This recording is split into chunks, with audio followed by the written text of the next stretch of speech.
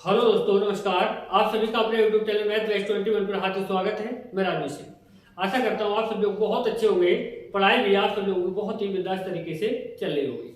तो प्यारे बच्चों, आज मैं आप सब लोगों के लिए जो चैप्टर लेके आया हूँ वो है आयतन, जिसमें आप लोगों के लिए सबसे पहली बात क्या है कि इसके जो फॉर्मूलाए हैं उन फॉर्मूलाओं के लिए सही से तैयार करना। जब तक फॉर्मूला तैयार नहीं होंगे क्षेत्रमिति में आप क्वेश्चनों के लिए सही से कर नहीं सकते हैं। तो प्यारे बच्चों, बिंदास तरीके से मैं आप लोगों के लिए फॉर्मूला के समझाने वाला हूं और इसके लिए बहुत ही अच्छे तरीके से करना है। आप लोगों को 100% एग्जाम में क्वेश्चन यहाँ से पूछा जाता है। तो प्यारे बच्चों, जो बच्चे पहली बार वीडियो देख रहे हैं उन सभी लोगों से अनुरोध है कि चैनल के लिए सब्सक्राइब करें और बेल आइकन के लिए प्रेस करें, ताकि वीडियो का नोटिफिकेशन सबसे पहले आप लोगों के पास तक पहुंचता रहे।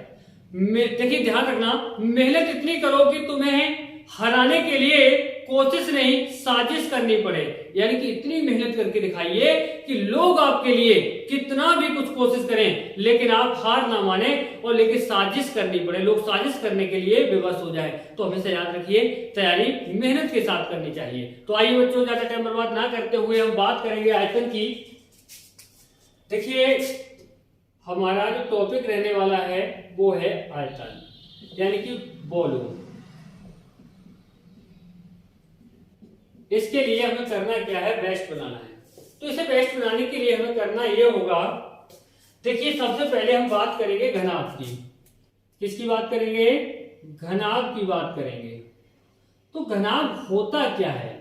जब तक आप यही नहीं जानेंगे घनाभ क्या होता है तब तक आप क्वेश्चनों को नहीं कर सकते हैं। तो हमेशा याद रखिए घनाभ क्या होता है। आपने माचिस देखी है, आप लोगों ने माचिस देखी, वो एक घनाभ का रूप होता है। आप लोगों ने अपने घर में जो बक्सा होता है उसको देखा होगा, जो बॉक्स होता है, बक्सा जो होता है उसे देखा ही होगा, सबके घर में होगा। तो आपने देखा होगा, वो होता है क्या? घनाभ होता है। तो देखिए, ध्यान दीजिए, जैसे मान लीजिए ये रूम है, ये जो रूम देख रहे हैं उस रूम में आपने क्या देखा? एक लंबाई देखी। क्या देखा? लंबाई देखी।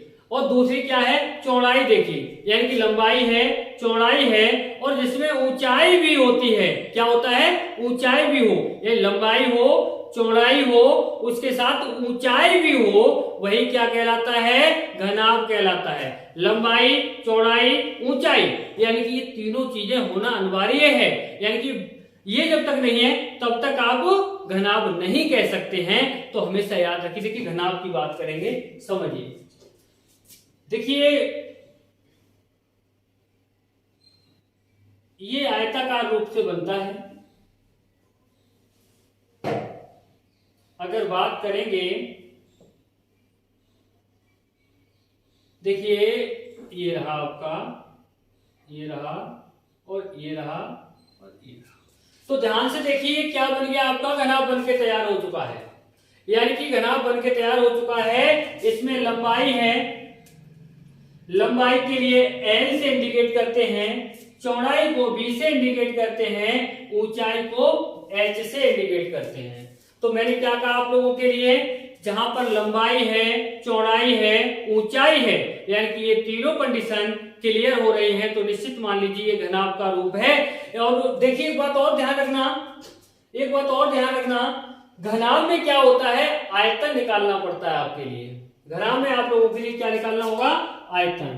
तो आयतन के लिए फॉर्मूला क्या होता है बच्चों? आयतन के लिए होता है लंबाई गुणा चौड़ाई गुणा ऊंचाई।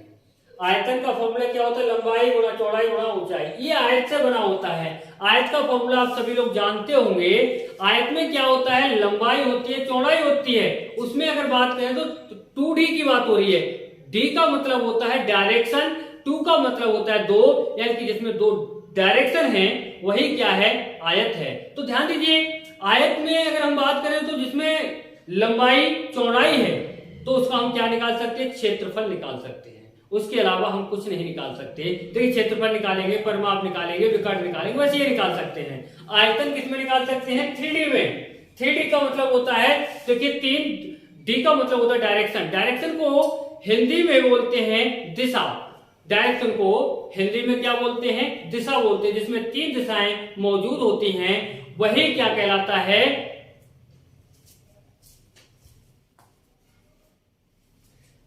जिसमें 3 दिशाएं मौजूद होती हैं वो आपका मैंने बोला 3 डायरेक्शन, डायरेक्शन का मतलब दिशाएं होती हैं, यानी कि इसमें 3 दिशाएं होंगी, उसका हमें आयतन निकालना होता है। तो समझिए यहाँ पर क्या करना है, आयतन क्या होता है, लंबाई गुणा चौड़ाई गुणा ऊंचाई होता है।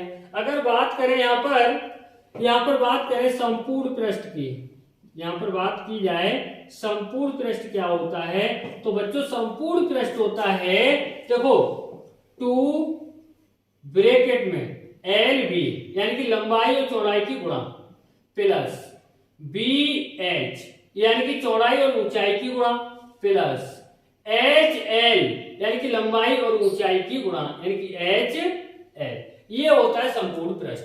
तो याद कर भी सकते हैं बहुत ही आसानी से, 2 एल बी, एल और बी की गुणा कर दी प्लस बी और एच की गुणा कर दी प्लस एच और एल की गुणा कर दी, तो ये क्या हो जाएगा आपका संपूर्ण पृष्ठ हो जाएगा। अगर बात करें यहाँ पर विकर्ण क्या होता है, तो विकर्ण की बात की जाए तो ध्यान दीजिए, अगर मान लीजिए कोई आयताकार रूम है आपका, अगर आयताकार रूम की अगर हम बात करें तो एक लंबाई होती है, दूसरी चौड़ाई होती है, तीसरी आपकी ऊंचाई होती है।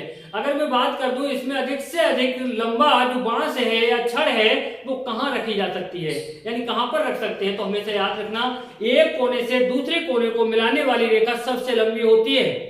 एक कोने से दूसरे कोने को मिलाने वाली रेखा क्या होती है, सबसे लंबी होती है। चाहे इधर वाला कोना लें और इधर वाला कोना लें तो ये क्या कहलाएगा, विकर्ण कहलाएगा, और विकर्ण जो होता है सबसे लंबा होता है। तो विकर्ण पूछ रहा है आपसे इस कंडीशन में, ध्यान रखना इस बात के लिए। तो मुझे लगता है विकर्ण क्या होता है, देखिए under root L square plus B square. अगर L square plus B square की केवल मैं बात करूं तो ये जो है विकर्ण किसका है, आयत का है। किसका है, आयत का। क्यों, उसमें लंबाई है और चौड़ाई ऊंचाई नहीं है। यहां पर ऊंचाई भी दे रहा है तो इसका विकर्ण हो जाएगा एच स्क्वायर। तो मुझे लगता है, आशा करता हूं आप लोगों के बहुत ही अच्छी तरीके से ये समझ में आया होगा। अगर आयत पढ़ना है, वर्ग पढ़ना है, वृत्त पढ़ना है तो मैंने आप लोगों के लिए सारी वीडियो दे रखी हैं, तो इससे पहले जो वीडियो दी है उनके लिए सब लोग देख सकते हैं। तो ये मुझे लगता है अगर स्क्रीनशॉट लेना चाहें तो आप स्क्रीनशॉट भी ले सकते हैं। आइए अब बात करेंगे घन की। देखिए बेसिक जब तक नहीं होगा मजबूत तब तक हम क्वेश्चनों को कभी नहीं कर सकते। यानी कि जैसे कि आप सब लोग जानते हैं, कोई भी अगर आप मकान बनाते हैं उसकी जड़ मजबूत नहीं है तब तक आप कितना भी बना दीजिए, 2 मंजिल बना दीजिए, 3 माला बना दीजिए, 4 माला बना दीजिए, निश्चित है ढहना है, गिरना है, 100% गिरना है, तो जड़ मजबूत करनी पड़ेगी। ऐसे ही आपको फॉर्मूला अच्छे तरीके से अगर तैयार करते हैं तो निश्चित रूप से गारंटी के साथ कहता हूं कोई भी सवाल गलत नहीं करेंगे कभी भी। देखिए अब बात करेंगे घन की। घन क्या होता है, घन होता है वर्गाकार, यानी कि वर्गों से मिलकर के बनता है। जैसे कि आपने कभी लूडो खेला होगा, कि लूडो खेला होगा, सबने खेला होगा लूडो। लूडो को आप देखेंगे तो सब तरफ से क्या होता है, सॉरी लूडो में जो होता है गोटा, जो गोटा होता है उस गोटे को देखना आप, उस गोटे को देखेंगे तो उसमें कई सतह होती हैं, जो 6 सतह होती हैं। आपने अच्छी तरह से शायद रीजनिंग में पढ़ा होगा, मैंने रीजनिंग में पढ़ाया है आप लोगों के लिए। क्या होती हैं, सतह होती है। कितनी होती है, 6 सतह होती हैं, और सब बराबर होती है ना, सब क्या होती हैं, बराबर होती हैं। तो ऐसे ही यहां पर ध्यान देंगे,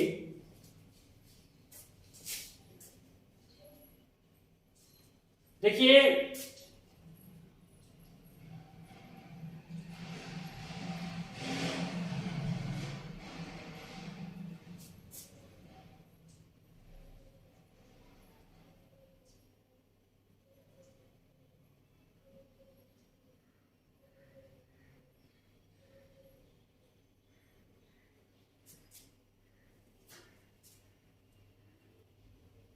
ये क्या है आपका, घन का रूप होगा।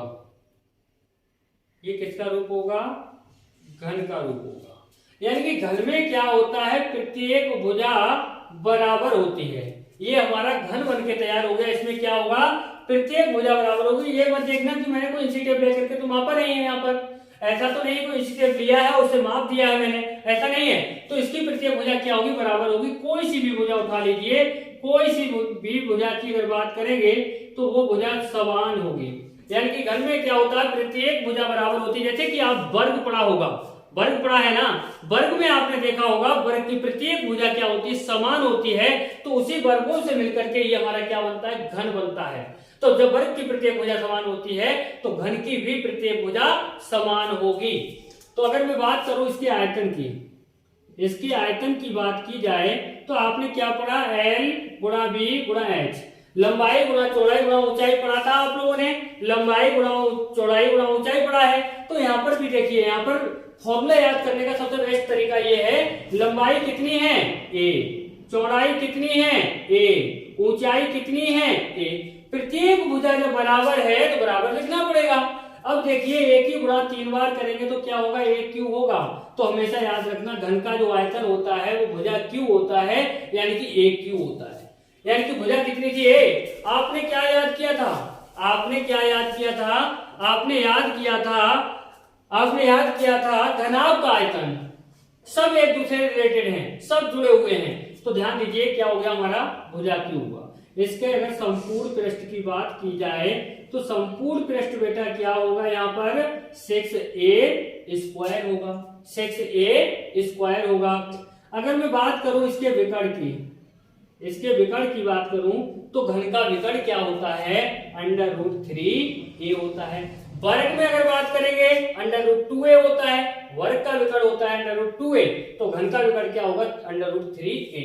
यहाँ पर याद कर सकते हैं आप, यहाँ पर ऐसे याद कर सकते हैं, कैसे, आपको पता होगा कि जो वर्ग है ना, वर्ग 2D है, 2D का मतलब उसमें 2 दिशाएं हैं, उसमें कितनी दिशाएं, 2 दिशाएं हैं, तो √2a।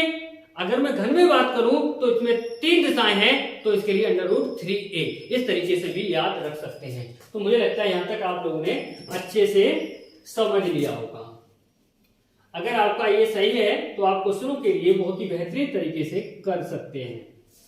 चलिए ज्यादा टाइम बर्बाद ना करते हुए बात करेंगे क्वेश्चनों की।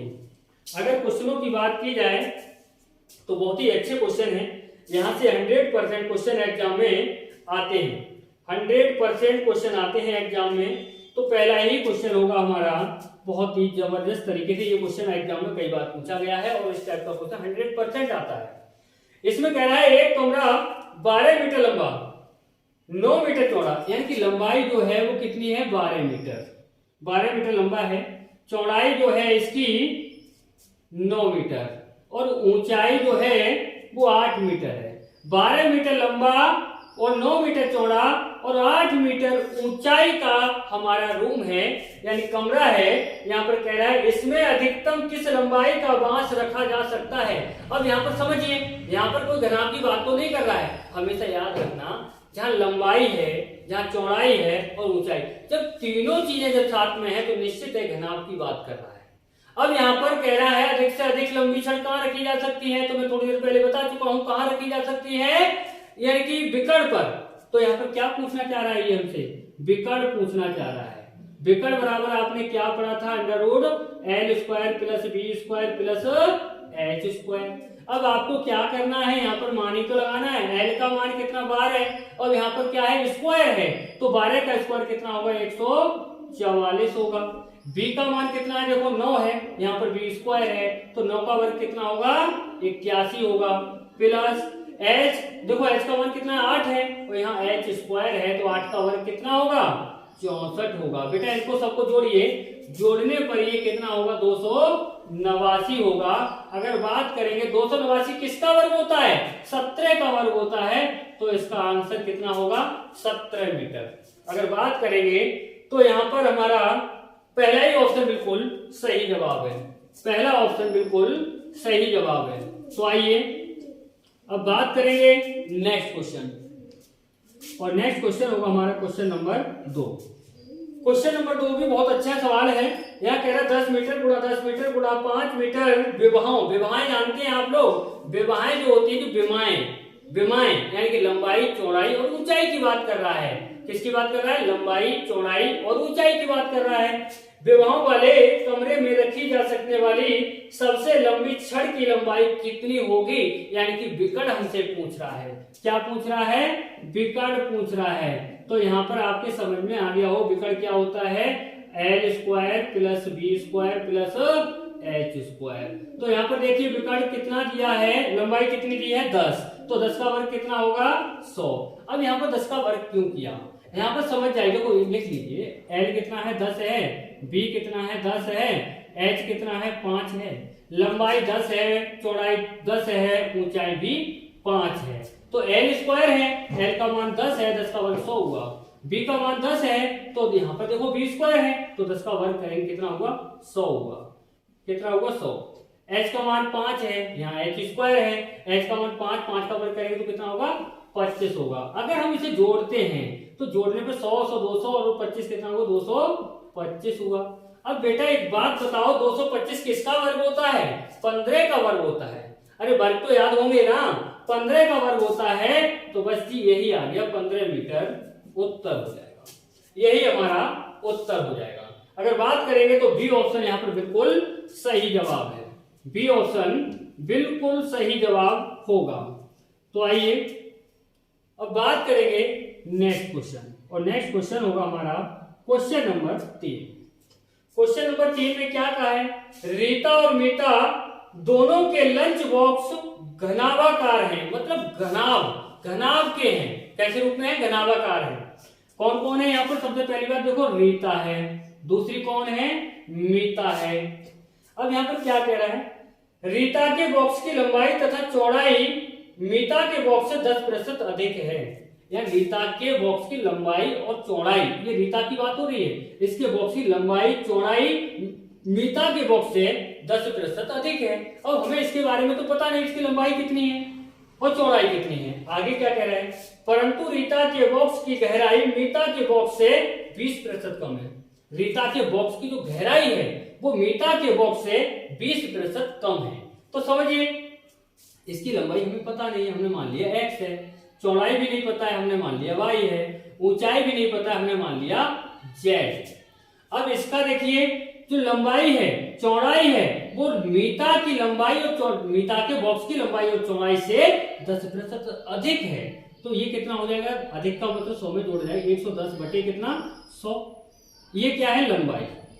अगर मैं बात करूं चौड़ाई की, अगर चौड़ाई की बात की जाए तो चौड़ाई भी इसके बॉक्स की चौड़ाई से 10% अधिक है, तो 110 इसे x के साथ माना था ना, तो x के साथ मान लीजिए 110 बटे 100, ये कितना है 22, तो 22 मान लीजिए। ऊंचाई कितनी है, इसकी जो बॉक्स की ऊंचाई है उससे 20% कम है, तो ये कितना हो गया 20 कम कर दो 80 बटे कितना 100 z। हमसे पूछा क्या है, हमसे पूछा गया है रीता के बॉक्स की धारता और मीता के बॉक्स की धारता में क्या अनुपात है। पहले कौन है रीता, तो रीता के बॉक्स की धारता बटे मीता के बॉक्स की धारता। अगर जो रीता थी, रीता के बॉक्स की धारता क्या थी, ये थी आपकी 110। देखो यहाँ से काम और कर लेते, 0 से 0 कट गया, यहाँ 0 से 0 कट गया, यहाँ आपका 20 चौक 80 और 20 पंजे 100। तो यहाँ से ये थोड़ा सा कैलकुलेशन शॉर्ट हो जाएगा। तो यहाँ पर कितना 11 बटे 10, 11 बटे 10 x गुणा 11 बटे 10 y गुणा यहां से 4 बटे 5 z बटे में क्या आएगा आपका मीता के बॉक्स की धारता। धारता का मतलब आयतन में बात हो रही है, आयतन का मतलब होता है लंबाई गुणा चौड़ाई गुणा ऊंचाई। तो लंबाई चौड़ाई ऊंचाई यानी कि x गुणा y गुणा z। ये तो है x से x कट जाएगा, y से y कट जाएगा, z से z कट जाएगा। ये देखो 2 दूनी 4 हुआ, 2 पंजे 10 हुआ, 2 पंजे 10 हुआ। यहाँ 11 और गुणा 11 बचा कितना होगा 121 होगा, बटे में 5 गुणा 5 गुणा 5 यानी 5 की गुणा 3 बार बचा, 5 का घन कितना होता है 125 होता है। तो रीता और मीता की धारता का जो अनुपात होगा 121 अनुपात 125 होगा। ये हमारा बिल्कुल सही जवाब होगा। अगर बात करेंगे तो यहाँ पर चौथा ऑप्शन बिल्कुल सही जवाब है। चौथा ऑप्शन हमारा क्या होगा, बिल्कुल सही जवाब होगा। तो प्यारे बच्चों लास्ट तक बिल्कुल बने रहें और बहुत ही अच्छे अच्छे क्वेश्चन कराने वाला हूं आपके लिए। बात करेंगे नेक्स्ट क्वेश्चन, और नेक्स्ट क्वेश्चन होगा क्वेश्चन नंबर 4। क्वेश्चन नंबर 4 की बात करें तो यहाँ पर कह रहा है एक आयताकार जलाशय में 42,000 लीटर जल है। भैया एक बात बताइए, 42,000 लीटर जल है तो ये क्या है, आयतन ही तो हुआ। यहाँ पर आगे कह रहे हैं यदि जलाशय की लंबाई 6 मीटर तथा चौड़ाई 3.5 मीटर हो तो जलाशय में जल की गहराई कितनी है, गहराई पूछ रहा है। तो सबसे पहली बात, यहाँ पर जो लंबाई चौड़ाई दे रहा है वो मीटर में दे रहा है, और जो जलाशय जो आयतन दे रहा है वो हमारा दे रहा है लीटर में। तो आपको क्या करना, जो 42,000 दिया है ना, इस 42,000 के लिए 1,000 से भाग दे देना। 3 जीरो से 3 जीरो कट गया, कितना आया आपका 42। अब यहाँ पर लीटर 1,000 से भाग देने के बाद क्या हुआ, ये मीटर में चेंज हो गया, यानी कि ये मीटर में 42 मीटर हो गया। अब यहाँ पर क्या कह रहा है, 6 मीटर लंबा और चौड़ाई दे रहा है 3.5 मीटर, गहराई पूछ रहा है। तो आयतन क्या होता है, लंबाई गुणा चौड़ाई गुणा ऊंचाई। तो लंबाई कितनी 6, चौड़ाई कितनी है 3.5, ऊंचाई हमें पता नहीं है तो h मान लो, बराबर कितना दिया है 42 मीटर दे रहा है। h का मान हमें निकालना है तो 42 यही रहने दो, 6 गुणा 3.5 इधर जाएगा तो बटे में जाएगा, बटे में आया 6 गुणा 3.5। अब दशमलव को हटाना है हमें, तो 1 के बाद दशमलव हटा दीजिए। कितने दशमलव के बाद, यहाँ पर कितने अंकों का दशमलव था, 1 अंक के बाद था, तो आप ऊपर क्या करेंगे, 0 बढ़ा देंगे। सही है, 6 सत्ते 42 से कितना आया 70 आया, और 35 दूनी कितना हुआ 70, कितना आया 2 मीटर। जो हमारी गहराई है यानी ऊंचाई है वो कितनी है 2 मीटर है। ये हमारा बिल्कुल सही जवाब होगा। बात करेंगे तो पहला ऑप्शन यहाँ पर बिल्कुल सही जवाब है, पहला ऑप्शन यहाँ पर बिल्कुल सही जवाब है। अब बात करेंगे नेक्स्ट क्वेश्चन, और नेक्स्ट क्वेश्चन होगा हमारा क्वेश्चन नंबर 5। यहाँ पर कह रहा है एक कमरे की चौड़ाई इसकी ऊंचाई से दुगनी तथा लंबाई से आधी है। तो यहाँ पर देखिए लंबाई, चौड़ाई और ऊंचाई, इनका हमें अनुपात निकाल लेना है। क्या कहा है दोबारा समझिए, एक कमरे की चौड़ाई इसकी ऊंचाई से दुगनी है। ऊंचाई हमें पता नहीं, अगर 1 है तो इससे ये चौड़ाई ये कितनी है, 2 गुनी है, यही तो कह रहा है। यानी कि एक कमरे की चौड़ाई इसकी ऊंचाई से दुगनी है तथा लंबाई से आधी है। तो लंबाई से आधी है, इसका मतलब लंबाई 4 नहीं होगी। अब देखो चौड़ाई ऊंचाई से दोगुनी है और लंबाई से आधी है, कंडीशन क्लियर हो रही है आपकी। यहाँ पर क्या करेंगे, x के साथ मान लेंगे। अब x के साथ मान लिया तो हम करेंगे क्या, दिया क्या हमारे लिए, यदि कमरे का आयतन 512 घन मीटर हो तो कमरे की लंबाई कितनी है, कमरे का आयतन दिया है। तो आयतन निकालने को क्या करना होता है, लंबाई गुणा चौड़ाई गुणा ऊंचाई। तो यहाँ गुणा कर दो, 4 दूनी 8 एकन 8, x की गुणा करेंगे 3 बार तो क्या हो जाएगा x क्यूब। आयतन के बराबर हमें क्या रख देना है, आयतन रख देना। आयतन कितना है हमारा 512, कितना है 512, 8 एकन 8, 8 छक 48 और बचा 3 32, 8 चौक 32 हुआ। अगर यहाँ से घन हटाते हैं, हम 3 हटाते क्यूब हटाएंगे तो यहाँ पर घनमूल लग जाएगा। अब देखो x बराबर 64 किसका घन होता है, 4 का होता है, तो घनमूल कितना आएगा 4 आएगा। x का मान हमारा यहाँ पर 4 हो गया।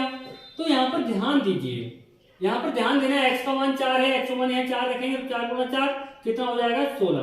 देखिए 4 गुणा 4 तो कितना होगा 16। हमसे पूछा क्या गया है लंबाई, तो लंबाई कितनी हो गई 16 मीटर, लंबाई कितनी हो गई 16 मीटर। अगर हमसे चौड़ाई पूछता तो x का मान यहाँ रखते, तो क्या करते हम 2 गुणा x का मान 4, 4 दूनी कितना होगा 8।